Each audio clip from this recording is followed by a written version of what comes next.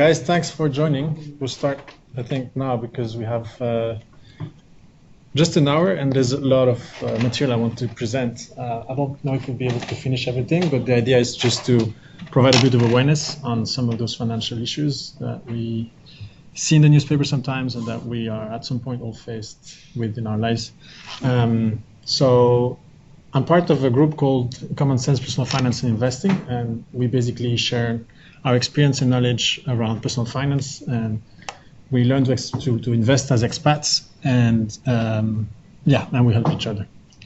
So today is more or less of an introduction to what we do, with the main concepts explained, and we're going to spend quite a bit of time talking about the cost of financial services and of financial advisory and how that can impact your own investments. Disclaimer, yes, I'm not an advisor. Don't sue me if you follow my advice. The idea is just to have a discussion, but everything I say, please double check, learn for yourself, make informed decisions. Your money is yours, so you need to know what you're doing with it. It's really important to take control of that. And yes, it's your responsibility to learn and manage your own finances. Also, this is not sponsored by the NVGL. It's a private initiative. The NVGL does not provide support for this kind of work or pension or anything. So why do we do what we do in this group? We talk about money because, please come in. We talk about money because money, wait, that's not working. Money is really at the center of a lot of the things we do in life. And we use money to basically acquire the stuff we need and to keep people happy around us and basically live a fulfilling life. Without money, there's a lot of stuff that we wouldn't be able to do unless we go back to Stone Age. Another reason why we do what we do is because there's a lot of messages and a lot of media around that basically try to enforce what they think, they enforce their view on us, right? So we are told all the time what to do with our money. Basically, buy, spend. Sometimes it leads to big social pressure and leads to people taking uncalculated risks and going to debt, for example. And finally, we talk about money because we don't want to spend our life doing that. Running after money until we die, or just working forever until we die. So that's not the point of life. Life is about many other things, and money should be used as a tool, not so much as an end game, right? So the idea is to understand how money works, take control of that so that we can go back to what really matters in our life instead of having to run after money all the time. I'm going to do a little experiment. We're going to use Socrative. So if you don't mind taking out your mobile phones, let's see if I can do this because I was testing it earlier this morning. It's a little complicated. For the people who are joining us via Skype, this works for you too. So if you could go on Socrative.com and click on student login, and then you're going to have to type in the room name, TQRF3YLR2. This is just a way of doing a little bit of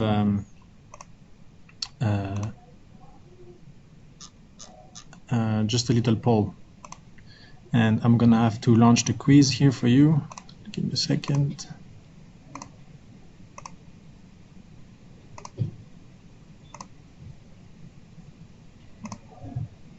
Right, so I'm starting the quiz. There's 3 people online. I'm gonna put this here so that you see what's happening. And I think I've launched the quiz, right? So you should see. So the room number, we can't see them. Yes. Pop, it's there. It's up here. That one. Yeah. So TQRF3YLR2, and you can put your name in there. I'm gonna hide names so that people don't feel like we're checking what they're saying. And the middle top.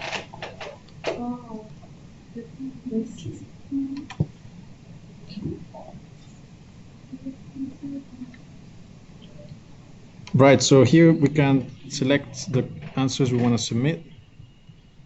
Apparently we can submit more than one, I didn't know. Do we do? And just submit answer, and it will come up on the screen here, and we can see more or less what What do you think about all of this? We'll do just the first question for now. Yeah, the room name is up here. TQRF3YLR2. So we have 18 people in the room. That's cool. For the new joiners, we're online doing a quick poll. So if you can open your mobile phone and look at Socrative.com.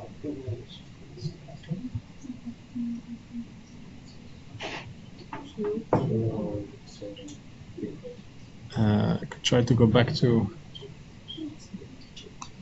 So here are the instructions.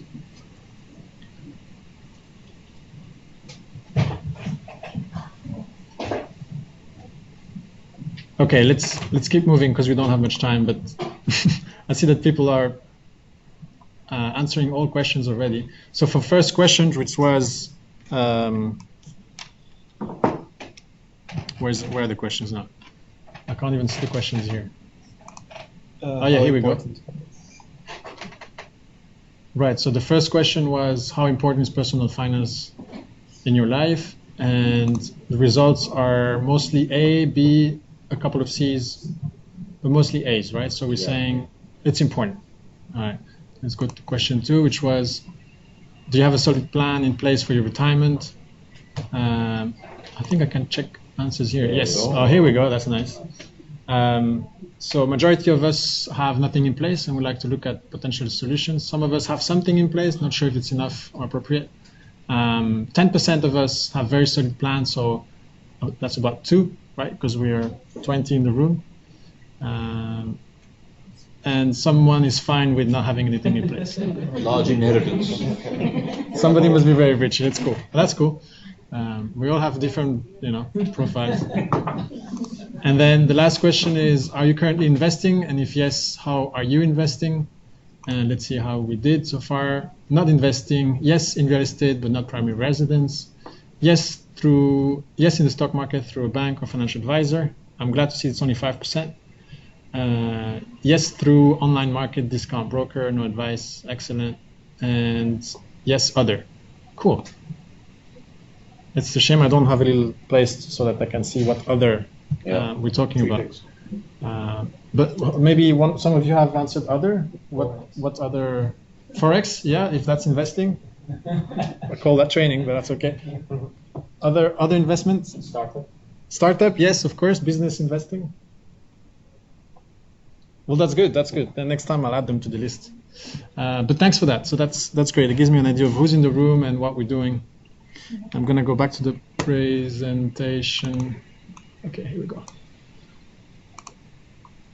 Yes, so this is what we do in the group. First of all, we save, because without saving money, we can't invest. Then we plan how we're going to invest. We invest, we stay the course, which is very important. And finally, we enjoy life and financial freedom. So these are really the objectives of everything we do, is to get there, right? And in this group, we share and we learn from each other. And we learn to avoid the main pitfalls, especially here and here. And so we're going to talk about those aspects in a minute. A bit of wisdom. Warren Buffett, very famous investor, says investing is simple but not easy. So it doesn't have to be complicated, right? It's not as complicated as what the financial industry is trying to make it look like. They've invented a lot of words just to confuse everyone. But really, it's simple. It's not easy because there are a number of things that can make most people fail. But that's what we're here to learn about. So there's 2 ways of dealing with it. So it's simple but not easy. So obviously, we need to learn the simple stuff. Yeah. And then if we are confident that we can actually implement it ourselves, then we do it ourselves, right? Now, we also can learn, which is still an essential part of this journey, and then we get unbiased help, right? So if we're not confident of the implementation part, we need to get unbiased help, not someone who's going to get paid through all sorts of schemes that basically are going to aid your returns, which is what we're going to look at. This is who we are, non-profit community, here to share. We also the local chapter of Bogleheads. If you've heard of Bogleheads, it's an American also non-profit organization that just talks about financial literacy. This is our team. So there's 5 of us at the moment, and we're looking for more people. So if you're interested in the topic, if you want to talk about something, or if you just want to learn, the best is to join us, help us organize events, attend events, learn from the speakers, etc. You don't need to be an expert to join. We only need a bit of energy to put these things together, do a bit of research, book the venue, and that's it. And really, I've been learning a lot from these 2 guys, for example, who have joined in the past 6 months. And they told me they were learning from me too, so it's cool. And we learn from our speakers. So these are the events we've had in the past year. Lots of different topics. So budgeting, investment planning, tracking your wealth, money and life, happiness, etc. How to start with passive investing, buying through online brokers, some discussions around money issuance. We had Andrew Hallam, which is a very famous author on expat investing, come to talk to us as well. And I was running this workshop last weekend, and so that's why I proposed to run it again here, because the work is done. It's just a matter of rearranging a few slides. So that's a quick win for everyone. These are the upcoming events. So we're talking about happiness, insurance, and investing. That's in 2 weeks. Then we'll talk about financial independence here 2 weeks later. Real estate investing, and also if you have signed one of those plan with a financial advisor, here we're going to talk about what that looks like and how to get out of it, what are the options to move forward. Right, I'm going fast because we don't have much time and I have a lot of slides. But if there's anything you're not sure about, please raise your hand, ask the question. I'll do my best to clarify quickly. How do we get involved with this? Are you going to tell us? Yes, we have. Well, you can search for Common Sense Personal Finance. We have a website, Facebook page, Meetup. We have Eventbrite. Email me, no problem. I'll send you all this. The power investing, okay. Right, so who's investing in the stock market again? Jules is investing in the stock market. Yeah. Maybe some people on Skype as well. But just to give you an idea of what's happened. In the last 5 years, the stock market has been growing quite well. It's actually uncommon.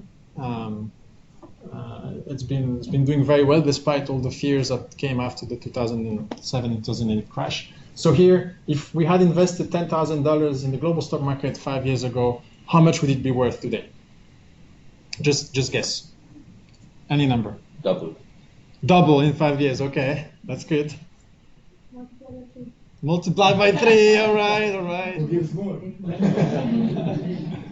Well, that would be amazing. 20%, so 1,200. 12,000. We're somewhere in between. 16,000, almost $500 today. So that's 64% over 5 years, and that's 10% per year. It's very good. And this is what the market does, right? You put the market money in there, and that's the return you get. And there's not much there's nothing complicated about this, really. There's no trading, there's no market timing. Somebody just put 10,000 there 5 years ago, it's 2012, and today it's worth this, and the guy's done no work, right? And just only a few fees, small fees here and there just for the broker. That's it. It's very simple, but it's not easy. Now, the source is Morningstar.com. It's a fairly famous website for all financial advice, financial data. And it's inspired from Andrew Hallam's presentation. I'm not stealing this from him. Well, I am, but I'm telling him. Now, what if you had invested in the US stock market? So before we talked about the global stock market, which is the whole world, yeah, which is what I do. Now, what if you had invested in the US stock market 5 years ago? What would have happened to this 10,000? Better or worse? Better. Better? Worse? So the stock market in the US has been actually amazingly doing well in the past 5 years. So we go to 19,000 from 10,000. So it's almost doubled in 5 years. So 91% over 5 years, that's 14% a year. It's quite insane. And it's possible. So people who have started 5 years ago and that put their money in there, that's the kind of returns you get. So double every 5 years. Now, again, I'm saying this to motivate you, to show that there's power in investing. You don't always get these returns. And I'm using this specific example because it's very positive. Yeah, the last 5 years have been amazing. If I take 10 years, we don't get nowhere near as this because that was 2007 and we all know what happened in 2007. But we're still coming ahead a lot much ahead than if we had not invested in 2007. Now, a simple way for you to see what your money can do with time is to use the rule of 72. It's something I learned from Jen, who's now in the US, who's part of our group. And basically, the rule of 72 says that your money doubles in a certain number of years according to this rule. And it's a very simplified rule for those who don't want to play with Excel sheets and compound interest rates and all that stuff. It's a simple way of just having an idea where the money is going. So you divide 72 by the expected annual growth rate, and it gives you the number of years it takes to double. So for example, and we've seen before that in the past 5 years we had returns of 10% and 14%. Now, in general, people talk about the stock market as growing at an average between 7 to 9% over very long periods of time. So that's what the stock market has returned historically. Now we take 7% here to be a little bit more conservative, but it's still a fairly high number. But it's good for the exercise in this case. So how long does it take for $10,000 to double if we expect 7% return on the investment annually? 10. So yes, 72 divided by 7, 10 years more or less. So every 10 years, your money doubles. So if you invest $10,000, 10 years later, it's worth double. Right, so that's a very simple rule. Now we've just seen that in some cases it can be much faster, 5 years. Yeah, for example here, but they're not quite. But I think we're on the way to doubling in 10 years. Right, so what does that look like if we take $10,000 today, and 10 years later, how much is it worth? 20. How much is it worth 10 years later? 40. 10 years later.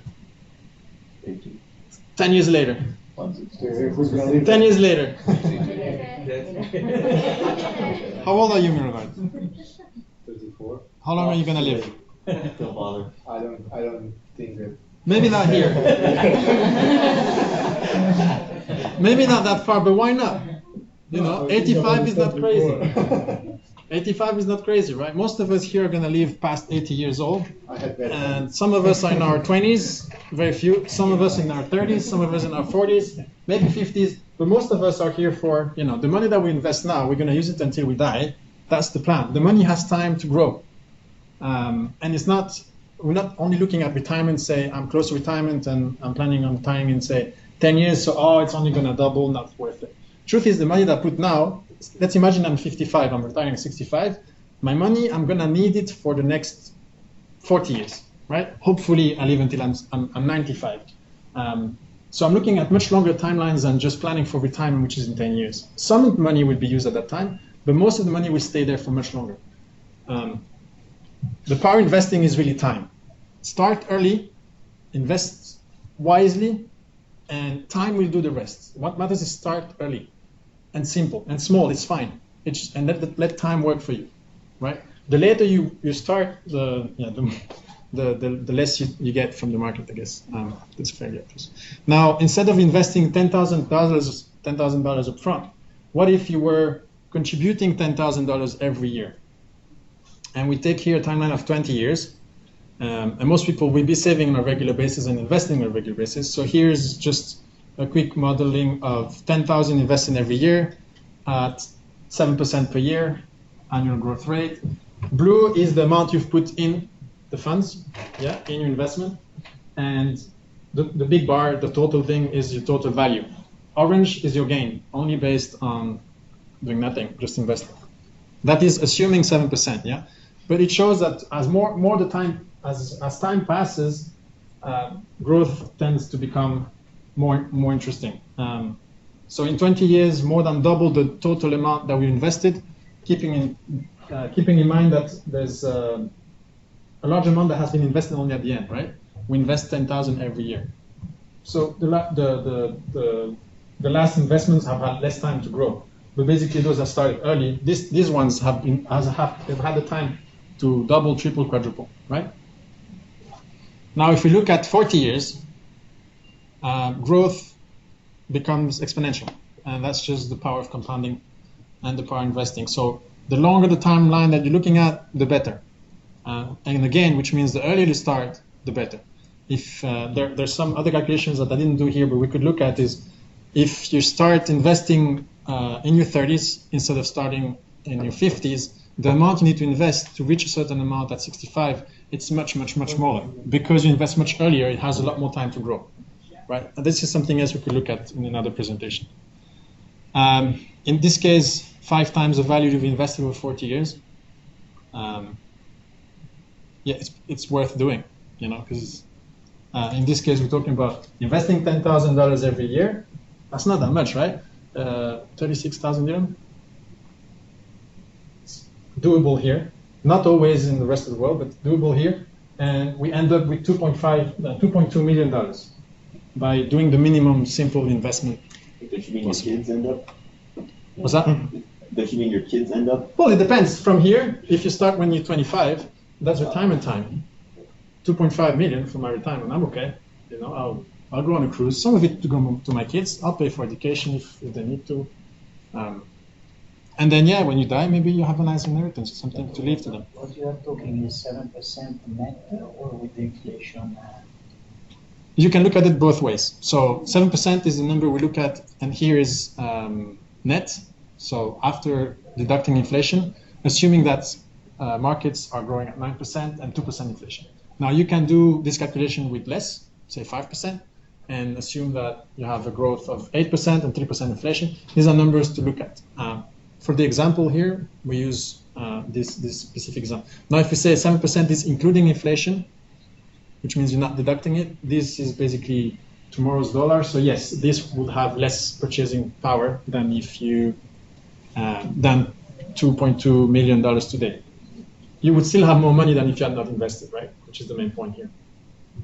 This one would not buy anything. So if you don't invest, your money loses purchasing power anyway. All right, now the question is, that's nice, but do investors actually make those returns? And this is a study over 20 years done in the US on how the stock market has actually been growing at 9.22% over that period of time, including 2 massive market crashes. Yeah, we're still at 9% on average, but the average investor only made 5%. Why is that? When the market is really, the market is the average of the investors, right? Who is the market? Is all the people investing stuff. So how come the average investor made less than the market? Are they choosing individual stocks? For example? It depends which stocks you invest in. Yeah, in this case, it's just average. You take the average of everything, and you take the average of everything. There's something missing here. Where did that money go, right? So the investor made 5% on average, but the stock market actually grew at 9%. And this is in the US. For expats, it's much worse, right? We'll see that later. It seems that it can't all be fees. It's charges. It's not all fees, no. Are taxes included in that? I don't know if it's been looked at in this calculation, but fees is one. And the other one is taking your money out at the wrong time and not just riding the market at that time, right? And that's what happens. The reason why investors are performing so poorly compared to the average market returns are excessive fees in the US, which is one of the most regulated jurisdictions already, and emotion and speculative behavior. We're not going to go into too much details there, but it's basically saying that you try to time the market. You're afraid you're going to lose, you pull out. You're greedy, you look at the markets going up, that's when you go in. It's too late, you've lost, Buy and hold beats emotion and speculative behavior every day. And there's tens of studies that show this. Based on real empirical data, buy and hold beats almost any form of active management that exists today. Hedge funds don't beat the market over long terms. Yeah, only a few investors are managed for some reason to do that, but we don't know which ones, and they change from year to year. Warren Buffett is sort of an exception to this whole rule. And again, it's far worse for expats. Okay, now what happens to expats? As expats, we're quite lucky. There's a whole industry that's here to help us and serve our best interests. Right? These guys, they call you, like they come for you. They're there to help you, right? And they're very professional. I've met exactly a lady like this, blonde, amazing smile. Like, we went to a bar, and she told me all about the amazing services that she could provide to me for free. And I was like, oh my God, I'm so lucky I'm an expat, right? I'm serious. And my ex-boss signed with this girl, right? Anyway, highly qualified professional. They're gonna offer unique deals, tailored to your needs and to your profile. They'll check your risk tolerance, la la la la la. They give you a flexible plan, 10 to 25 years. Sometimes they promise high returns based on whatever past performance, which is obviously not a proof of future performance. And they'll do this for free at no cost to you. It's amazing. So why are we complaining? Why am I even here, you know? What? Right, here's the conflict of interest. Who pays them, these guys? Well, we. Yes. So, no, actually, sorry. Who pays them? Let's ask again the question. That was too easy. Who pays them? The people whose products are selling. companies we invest in? Yeah. Well, both actually. Right, so we don't pay them directly, right? We don't write a check and say, okay, here you go for your They get a service. commission. Thank you for your time. No, Commission. they get Brokerage commission Yeah. from the products they're selling. And Right. bonus. So they get paid by the product providers, the investment platforms, insurance companies. The names are France Provident, Generali, Royal Scandia, Zurich, MetLife, Alico, blah, blah, blah, you name it. They're all there. And they're all big names, famous names, trusted names, right? And they're the ones paying the sales guys, financial advisors, to do the work. Now, why would they serve you and not these guys? Right? Would you trust a lawyer that's paid by the other party? You would trust him if you pay him, right? And if he doesn't get anything from the other side, and that he's unbiased, and that he has a fiduciary relationship with you. But that's not the case in the financial advisory industry. Where does the money come from? Man, I'm showing the response before even asking the question. Where does the money come from? Man. You ruined it for me. I was hoping everybody was looking that way. Right, so it costs you a lot. It comes from your saving investment, right? And almost. How much should I get? A lot. Yes, a lot. And what does it depend on? Percentage. Huh? 2% every year. So there's a percentage, yes. Market condition. Market condition, no. Percentage of your investment. Yes, but that's one way. That's nice. It depends. I don't remember what I put there, but it depends one on the funds they advise you to buy. I think that's the first one I have. Yes. So depending on the funds, they'll be paid differently. So some funds are paying them more than some other funds. The best funds are the cheap funds, the ones that have less money to pay for the advisory service for the advisors, right? The expensive funds, so those that cost you more, are the ones that pay these guys the most, obviously, because that's how it works, right? They take the money from you, they keep it in the app, and they give it to the financial advisor. So the advisor is incentivized to sell you the stuff that makes them the most money, and basically that costs you the more, right? That's how it works. So expensive funds pay more, and then the other one is, that's it, yes. They also, the amount of money they get paid also depends on how much you commit into those plans, right? So if you commit for 10 years, $1,000 a month, they get a certain amount. If you commit for 20 years, $1,000 a month, they probably get double. And if you commit to more, in terms of either amount or time frame, well, it keeps going up, right? So expensive funds and overcommitment, they're gonna push you to commit to stuff you can't do, right? And us as expats, we hear a lot of uncertainties, and honestly, we have more plans sold for 25 years terms than things that are flexible and that you can quit after 5 years. Why? Because they get paid based on what you sign and what you commit to do. And for most expat, 25 years is too long. Things change. You lose your job, you're out, and then you can't pay anymore. And then when that happens, then it's, yeah, that's the worst case scenario. You lose almost everything. There's a lot of money that gets lost in the process. Right. When do they get paid?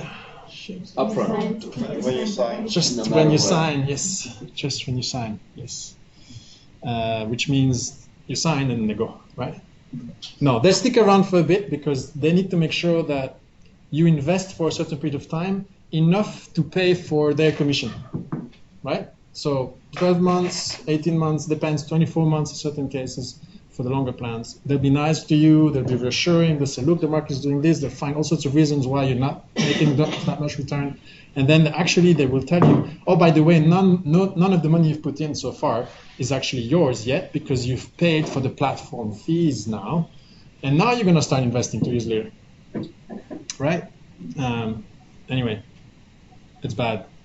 Now the trap is, this is how it starts. You know, you have a nice conversation. You find a nice advisor, either a nice professional British guy or a blonde lady, and they'll be your friends and they'll help you. And they've been recommended by a friend, and you sign. And this is where it starts, the total nightmare. Yeah, you realize it's very complex, but you realize that already here because the guy is talking all sorts of crazy words to confuse you, and he's saying, oh, I'm gonna make my best to make it simple for you, but really they build those contracts very complex on purpose, right? Mine was like 40, 50 pages. It took me a year to go through it, and I'm an engineer and I like to understand what I'm doing with my money. It took me a year to understand the whole thing, right? And even my advisor was trying not to explain to me, right? I was asking questions and he wouldn't tell me.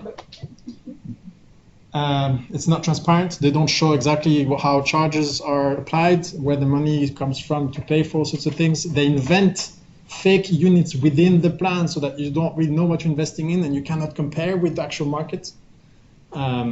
There's lots of hidden costs. They invent all sorts of fees, stuff that doesn't even exist. They invented a bid-ask spread within their own plans of fake units, right? So that you pay 7% on something that doesn't exist. Anyway, they have all sorts of crazy things. And then no flexibility. You realize all this, like that's it, I'm out. These guys are screwing with me. No flexibility, I want to get out. No, you can't. If you get out, you lose your money. Right? There's a surrender fee, which is typically so big that you don't want to leave anymore, and you'd rather pay for all the stuff and just endure the pain. So they charge you so much on surrendering that most people actually stay in there. The money is trapped. You have to keep paying. If you don't, they charge you more, and it continues like this and goes on and it goes on, right? So yeah, that was me a few years ago, and a lot of expats go through this. Last time I presented this, I think last year or 2 years ago. Last year. And I asked the room, half the people had one of those plans. And last week I asked the room again. I think it was a third. So I had 15 people out of 45 last week that had one of those plans. And money is trapped, and typically they don't know until they come and hear this. Now, how does that impact their return? This is what we see. We talked about fees and then behavior and speculation as the main reasons why we don't make the market returns, right? Now, this is an overview of the fees across the world. Per country, we see the total estimated expenses, including everything that's hidden. And we see that in the US is 1.3%, which means that when the market grows by 6%, 25% of the returns go to the financial advisory industry.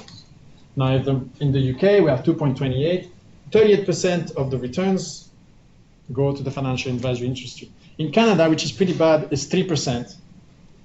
The fees are fairly high there, less regulated. So basically, the financial advisory industry takes half of the returns. Yeah, so half of the returns, and we've seen how it's supposed to compound and grow nicely all the way up to when you turn 85. That's not happening because they take 50% of that. So you'll see, it's a lot flatter. Now, how is it in the UAE? You can't answer. As I was there last week. What about expats in the UAE? How much is the total cost here? 2%? So better than Canada? Like better than the UK? Like not 2%. Try again. Well, most of it is distributed amongst those countries, right? So Yes. So you don't really invest in the UAE. No, but it's advisory industry in those countries, right? It's really specific to the country.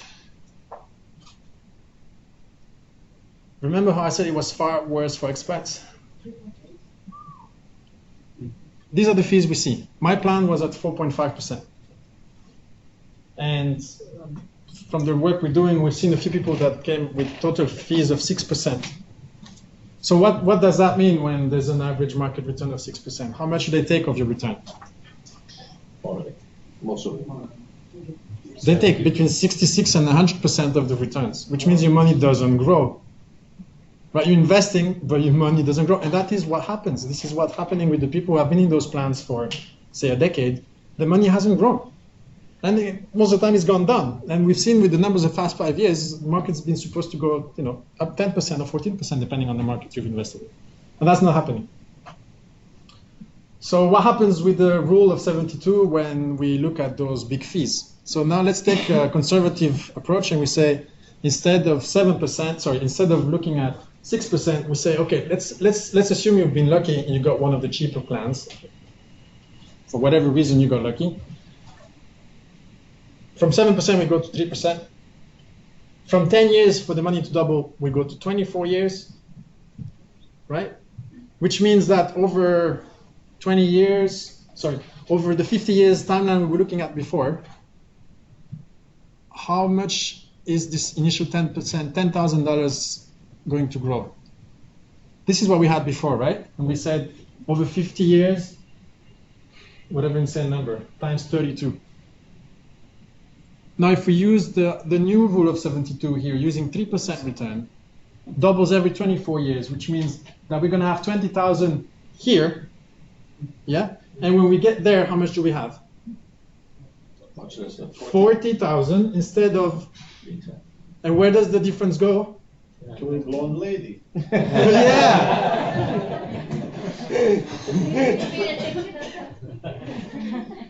Yes. Okay, let's see how that works, yeah? Now I've run a bit, again, I did some nice calculation here. I'm quite proud of myself. So $10,000, after 10 years, we go to 14,000, 6,000, wait, let me calculate this. Yes, 6,500 are missing, right? This is the fee you pay. So you pay 33% of what you should have had. 10 years later, you've paid 21,000 when your money is not even worth 40 yet. They've taken more than half. Yeah, so you're not even at 20,000 total returns, and they've been paid 21,000.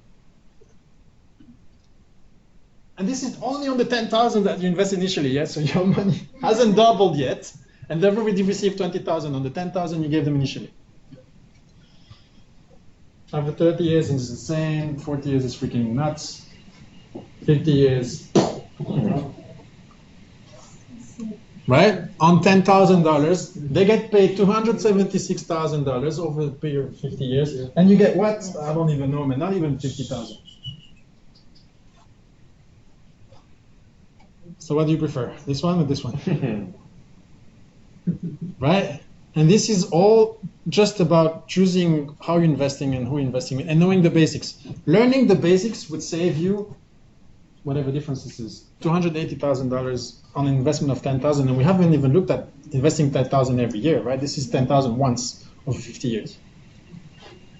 Right, so what happens to this one? How did this one change? So you invest every year $10,000. What happens if instead of growing at 7, it grows at 3? Because they take 4%. This is what happens. So we lose, wait, we have what, 300,000 here. So we lose more than 150,000. So instead of doubling, this is what they get. They take 68% of your returns over that time, and we get just 7% growth over those 20 years. I'm going to continue with this. 40 years, bang, we're supposed to do times 5, as we saw before.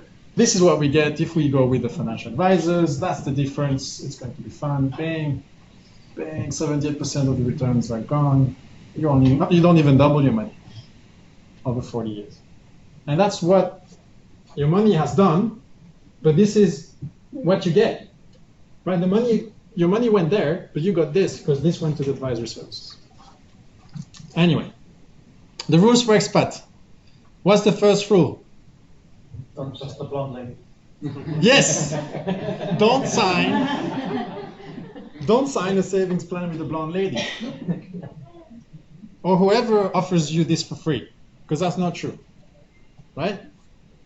And even if you pay, make sure they don't get paid from the back. Some of them pay and say, yes, yes, fee only, and then they get paid from the back. One of my friends, I explained this to her 2 years ago. She's like, great, I'm gonna get a fee-only advisor, and she's Filipino. She spoke to some Filipino guy, and the guy said, sure, I'll get you to pay me for my advice. And then he sold the same plan and got paid on top. So she was like, perfect, no, he's still getting paid from the back. So check and get it in writing that they're not getting paid from any other of the providers, product providers, investment providers, anything, right? It should be a fixed fee, either based on the percentage of the investment or a fixed per hour fee for the advice. Now, these are the two only ways that you should invest using someone else's advice or free advice. What's the second rule for expats? Investor. Rule number 1, don't sign long-term savings plan. Rule number 2, always follow rule number 1. Yes, and tell everyone about it, yeah? Because it's a lot of money, as we've seen. Rule number 3, learn the basics. Whether you go with an advisor or on your own, learn the basics, because then you can differentiate what's the difference. If the advisor is telling you things that are correct, you will be able to tell. Learn the basics is not that complicated. And it's all available for free online or for a small fee, books and courses. There's a lot of information out there. You can also take advice from independent or fiduciary sources, so fee advisors, academic literature, books, online communities. There's a lot here. You don't need to pay for anything. A lot of it is online. And finally, the last rule is if you want to save and be even more efficient and want to take real control of your money, you do it yourself. Right? So you learn, and then you do it yourself. If you're not confident that you can do this after you have learned, you can still do that. Right? First you learn, and then you decide what to do next. So what if you've been trapped? Well, that's what we're talking about with Tuni in 1 month. So feel free to join. And then, right, I have 10 minutes. We can do either a bit more details on the steps here with some information, or we can do questions and answers as you prefer. I can ask one question. Yes. Is there any option as an individual to invest without this registered, to invest in stock market Yes. without registered? Yes, and this is, I think I'm talking about here, but basically, as an individual, you can invest directly in the stock market through a broker. Yeah. So discount online brokers will give you access to all of it. Otherwise, you would have to go to New York Stock Exchange or the London Stock Exchange and be there. You don't need to do that anymore. There are online brokers very cheaply give you access to all of that. You don't need to go through an advisor that's going to charge you 1, 2, 3, 4%. You can do it all on your own. My total cost when I invest like this on my own, less than 0.02% using the broker, right? So there's going to be a small cost for the management fee of the fund in which you invest, and then there's going to be some trading costs. So if you're under 0.05%, you're good. Anything above, it means you're paying, hopefully, for some good advice. And if it's above 1 or 2%, then that's abuse.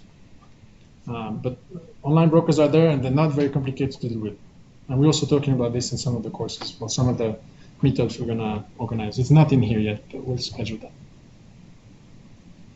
I was approached by a British company called De Beer. Yes. They promise other services as well, like if you want to transfer money overseas, Yes. basically, and they offer an exchange rate that is the lowest in the UAE, lowest in the world, and so forth. Do you also suggest that we stay away from those type of services? For money transfer, yes. You go to the exchange, you get the real cheapest deal possible. It's probably what they're going to use and charge you on top. They will never give you any service for free, right? So there are some areas where they might be interesting to work with. Say, if there are good insurance brokers and you need insurance, they'll help you. If you need to write a will, they'll help you. These are real services that need real professional advice. Money transfer is very simple. And most of the time, if you need something and you're not sure whether you should pay for it or not, just Google it, right? Money transfer, cheap, free, discount, whatever, how to do it. It's extremely cheap with your exchange. The best rates in the world, they're just here, Bourgeman metro station, right? There's a few other money exchange companies here, and they're all fairly cheap. For some reason, you exchange is just the best. but the others are good too, and they're always better than any financial advisor. They need to pay for the salaries, right? They have the big cars, the big villas, fancy wives, and all that. They have to pay for it, right? and the girls, you know, they have toy boys and stuff, right? They have to pay for it. No, they have big fees. So they have to pay for it. They will always charge you. They gave me the impression that we offer the service for the cheapest or the best, and they're using that as a bait so that I start to trust them. Yeah. And then alongside, they're going to try to nail me. Yes, and they'll talk to you about all of the other stuff, right? Retirement planning. What about your kid? You need to start saving now. Invest to send him to school. University is expensive. They'll just use fear to drive your decisions, and they make it so complicated that you feel overwhelmed, and that trusting them is the easiest thing to do, right? That's how I signed mine initially, right? I got here 6.5 years ago. A year later, I wanted to invest, and I signed one of those plans. It cost me a lot of money, and it hurts here. And I don't want that for you guys, so I'm sharing. All right, let's go back to the basics. Books, amazing stuff. Websites, amazing stuff. So I have 2 slides here with really good stuff. The Bogleheads Guide to Investing is the Bible for what we're doing, combined with the Global Expatriate Guide to Investing. These are books written by people who have nothing to win from you investing, right? This is written by some of the guys who who have founded the Bogleheads community in the US, non-profit, only to share knowledge and defend investors.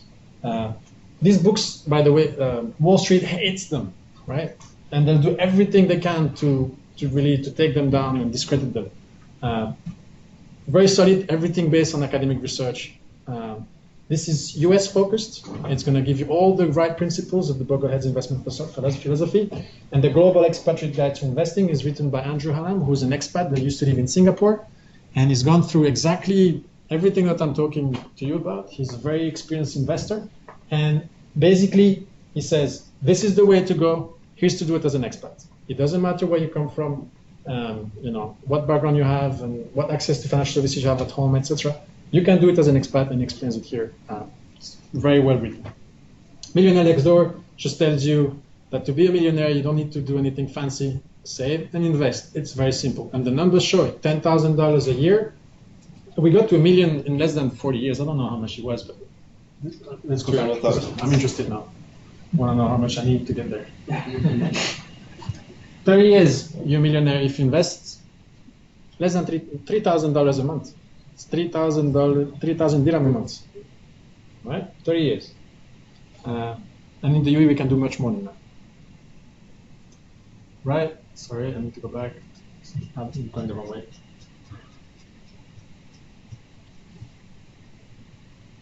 Right, so the books, a bit more on this. Asset allocation, that's a bit more advanced, but very useful as well. Bogleheads.org is the website where you'll find a lot of information on this. Please go and read, the wiki, the forum. This is where you can ask your questions, submit your investment plan, and you'll get free advice from people from around the world that have been through this. They'll tell you about the tax issues on specific aspect of investment plan, etc. The Bogleheads philosophy is another presentation that I don't have time to give you today. They're available in video format. This guy wrote a very good summary on how all the basics of the things you need to know about the stock market and how to start investing. It's a blog, and it's called the Stock Series. It's very famous. Mr. Money Mustache is a guy who's retired and who's just using all of this. He's used all of this. He saved like a madman. He invested and he retired, I think, when he was 30 with his wife, and he has a kid, paid food, paid house, everything. And he did the normal thing. He worked hard, he saved. Now he enjoys life, and he invests in the market, doing the very basic things, right? Without speculation, without being a genius. He doesn't predict anything. He just puts the money there. That's it, right? His strength is saving massively and investing early. He started when he was 20-something.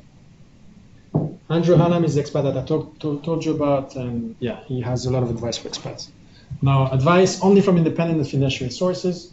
Here are some examples. On the website of Andrew Hallam, he actually lists them. The Bogleheads community, we can provide advice for free. We're not getting paid by whatever you pay. The local chapter, same thing. Then you have Locally based, AES International, they charge 1.25% per year. They normally don't get any commission on the back. They're based here. They're doing a great job. I still find them expensive, so I'm not going to use them.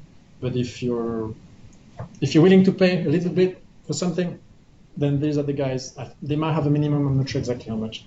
And then there's a guy in the US who provides advice over Skype for less than $100 a year. And he will help you set things up completely. Ganesh, our head of IT, did this. He's very happy with it. Before he did that, however, he learned. So Ganesh has been reading this stuff. He's been doing research on this. And once you understand, then it's very easy. And you go to one of these guys, tell them what you want to do. You know the principles. They can't fool you. You can check. You know what the costs, how this is gonna impact your investment plan. You know that this is not gonna impact your investment plan, and then you get going. And then learning DIY and investing. That's what I was telling you already. You build the plan according to the Bogleheads philosophy, which is what we promote, which is simple. You look at risk tolerance, asset allocation. You work on your time frames and approach, etc. There's some work to do here based on the books that I've shown, and our events, the meetups that we're organizing. Also, we're going to talk about this stuff. And once you have a plan that is simple and actionable, then you select an online discount broker. They're available here. I can give you names, no problem. You open an account. Typically, it's free. There's a minimum amount to invest initially, $5,000 to $10,000. You find your account. This is a money transfer, like Matthew just mentioned here. So typically, international money transfer we use. Most of us use UAE Exchange because they're just cheap and easy, and we've been doing a good job. Then you start investing, regular contribution. Managing the broker is another step. It's another aspect to learn, but it's not that complicated, and we will have also meetups on that. So once you get your broker account, you find the funds you want to invest, which you've defined here. You find them on the brokerage account on the platform. You start investing, and then you stay the course. You don't sell until you're retired. No market timing, no speculation, no behavior. Everybody's talking about an upcoming market crash. Well, they've been saying this for the past few years. Nothing is happening. It keeps going up. And there's always people predicting that the worst is going to happen. But we don't know. We can't predict the future. We invest, we buy and hold, we keep it there.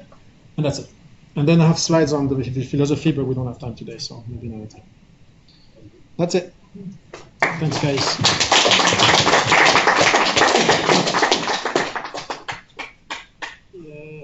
Too much, but then these are the events, and this is where you can find us. Thanks. Thank you. Time for lunch.